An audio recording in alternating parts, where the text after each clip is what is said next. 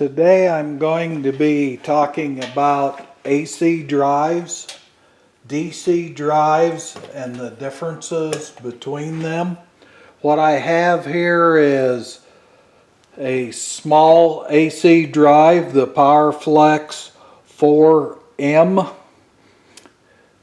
I have a PowerFlex 40, which is a little larger.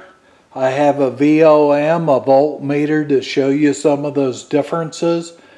And I have a PowerFlex 4M that is controlled by, this is a power supply, and this is the program that you've seen earlier on my website, the Click program. And these are the buttons that start and stop it. So the differences, and back here is on the back side is a DC drive. That is a PowerFlex DC drive. It's a larger drive. It takes in 3-phase AC and puts out DC. These drives that we have in front of you here are AC drives. They physically, when I turn on the power, will come up, and as you see, the first one is connected to power, and it will start, ramp up in frequency, and that is programmable to a specific amount of frequency, and its reference comes from this little meter, and it will stop from the stop button, start from the start button, change directions from the change direction button. If it's programmed to run forward, reverse. If it's not programmed to run reverse, it's disabled. So that's currently what we have for the AC drive. If you look at this drive, as you see it there, one of the things that's different in this case, it is a single phase drive. So it has the ability to physically take in AC and put out DC. In our case, we're looking at the AC input voltage,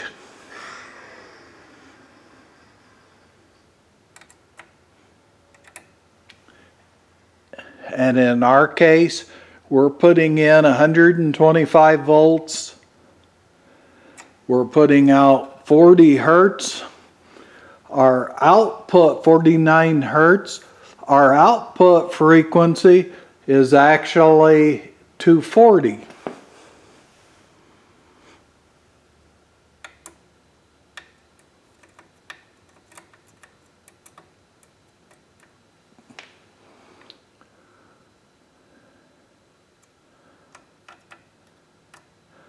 So this is only half the speed. You can see that if told to run full frequency, it puts out 220 volts, or essentially 230 volts. And voltage is proportional to the frequency. So as we change frequency, the motor speed and voltage changes. The other thing that's different in an AC drive, again, we're putting out AC. It takes in the voltage and it creates a DC bus.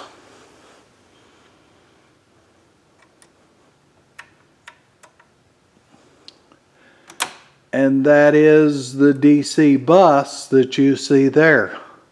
So we're taking in AC, creating DC, chopping it up, and putting it back out as a frequency that our motor uses and generates rotation that you're looking for to control speed, and in our case there's a current limit that will limit how much current is available.